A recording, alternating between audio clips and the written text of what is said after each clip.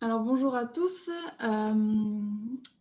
je suis Margot Goyenetch, je travaille au CIRPO en tant que chargée d'études et je vais vous présenter deux projets que l'on suit en partenariat avec le programme Herbe et Fourrage qui est Pâtural, qui est suivi par ma collègue Laurence Sago, mais dont je vais vous présenter les premiers résultats, et le projet Prérinov que je suis moi-même.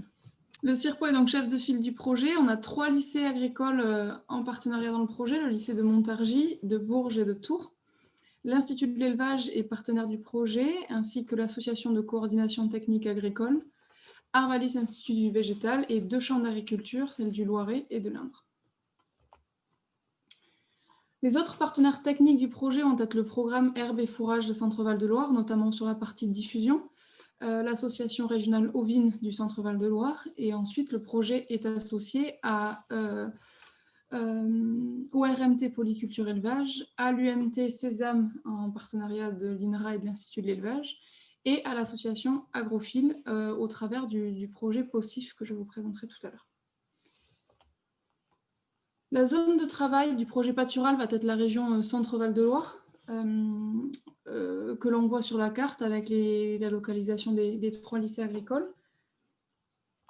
Donc le projet se divise en 3 actions. On va regarder l'effet du pâturage des céréales sur le rendement en grains et sur les performances des animaux, donc des ovins.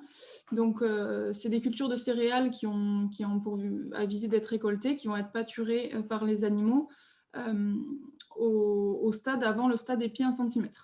Donc c'est des brebis qui vont être mises sur ces parcelles de céréales. L'action 2, ça va être la même chose, mais sur les betteraves, donc le pâturage de betteraves sucrières, et regarder l'impact sur le rendement et les performances des animaux. Et enfin, la troisième action, ça va être la diffusion et la valorisation des résultats. Pour l'action 1, le pâturage des céréales, on avait 7 parcelles concernées par cet essai, 3 parcelles en lycée agricole, 2 parcelles de blé à Bourges, une à Montargis et une à Tours. Donc à Tours, la parcelle en fait a été inondée durant l'hiver et n'a pas pu être semée, donc on n'a pas pu faire d'essai sur cette parcelle-là. Et ensuite, on avait 4 parcelles en élevage, 2 parcelles de blé, une de triticale, une de blé tendre, et une parcelle qui a été inondée en fait dans l'Indre après avoir fait les mesures. Donc Pauline, tu as fait les mesures, tu dois savoir, mais donc la parcelle a été inondée à la suite des premières mesures, elle n'a pas pu être pâturée non plus, donc on n'a pas les données sur cette parcelle-là. En lycée agricole, la moitié de la parcelle est pâturée et l'autre moitié est gardée témoin, donc est non pâturée. En élevage, par contre, toute la parcelle est pâturée, mais il y a une zone qui est mise en défend. On peut le voir sur la diapo suivante, j'ai mis une photo. Pour les mesures, on a avant pâturage des mesures de peuplement de levée, de stade de la céréale au pâturage, parce qu'il y a différents stades. Elle peut être pâturée à différents stades, et donc on va enregistrer le stade de la céréale quand on met les animaux, et la valeur alimentaire du fourrage à la mise au pâturage. Et ensuite, avant la récolte, on a des notes de salissement, des pourcentages de sol nu, des pourcentages de maladies sur les céréales, un comptage des épis, une hauteur d'épis et un rendement à la récolte. Donc tous les résultats sont en train d'être analysés. Je vais vous présenter rapidement les résultats de rendement à la récolte de l'année passée. En plus de ces mesures sur les parcelles, on a eu des mesures sur les animaux, donc de bien-être et de notes d'état corporel. Quelques photos pour illustrer un peu le projet. Donc on a à gauche, en haut à gauche, comme je vous ai dit, la zone de mise en défend. Donc avant pâturage, c'est chez un éleveur, et à droite, la même après pâturage. Et vous voyez les brebis sur les couverts avant et après pâturage. Donc la biomasse est faible, la biomasse présente est faible. On a entre 200 et 600 kg de matière sèche sur les couverts. Alors, les résultats sur les rendements, eh bien, ils sont contrastés. On a ici, au lycée de Bourges, sur la parcelle de blé, une baisse du rendement. Donc, on avait 2 parcelles pâturées. Une parcelle qui a été pâturée au stade 2-3 feuilles, et l'autre, elle a été pâturée au stade épi 1 cm. Donc, pour ces parcelles, on est passé d'un rendement autour de 42 quintaux, je pense, à 35 et 34 quintaux. Donc, on a une baisse de rendement sur ces parcelles-là. À Montargis et dans l'élevage de M. Nicole, on est sur une équivalence de rendement. Donc, en orge, on était entre 45 et 44, 47 et 45 quintaux, avec un pâturage au stade 3 tal. Et en blé, on est à 70 et 70 quintaux. La même chose pour la parcelle pâturée et non pâturée. Et enfin, on a bien évidemment une augmentation du rendement. Donc en élevage, on passe de 80 à 88 quintaux sur la parcelle, sur la modalité pâturée. Et de notre côté, on passe de 29 à 40 quintaux sur le blé. Donc voilà, des résultats très contrastés qui sont dus, on pense, à une typologie de sol différente, des aléas climatiques, voilà, des prises de mesures qui n'ont peut-être pas été optimales. Donc on a une grande variabilité des résultats sur ces essais. D'autant que je n'ai pas mentionné qu'en lycée, les brebis étaient pâturées, le pâturage était fait à 80 brebis hectares. Là, en élevage, elles étaient en pâturage tournant, enfin cellulaire, on va dire, donc tournant dynamique. Elles pâturaient, elles tournaient assez vite et les résultats sont aussi hétérogènes. Donc, pour la suite, sont programmés en fait d'abord plutôt une synthèse avec les essais POSIF et BrebiLink. Donc, POSIF, c'est un essai aussi sur le pâturage des céréales par les ovins, mais en région Île-de-France, où les résultats sont aussi contrastés. On a aussi de la présence de augmentation, équivalence et diminution de rendement. Donc, il va vraiment y avoir un effort de synthèse de tous les résultats et essayer de cibler un peu les raisons de ces variabilités. Pareil sur le projet BrebiLink qui est coordonné par la Chambre d'agriculture de Dordogne.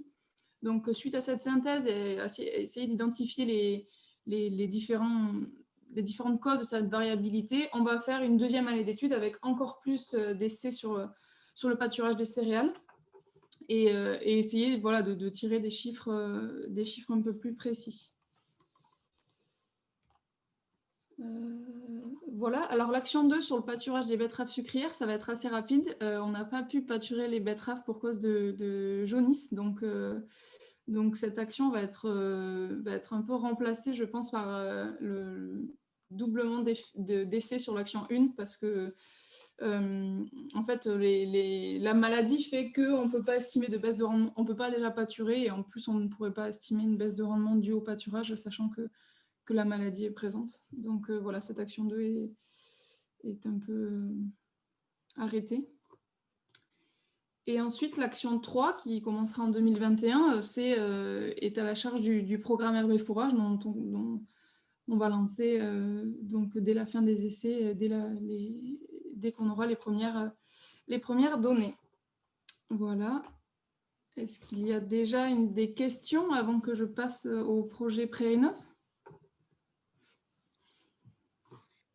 Alors oui, il y a une question. Y a-t-il un impact de pâturage sur le développement des maladies des céréales ?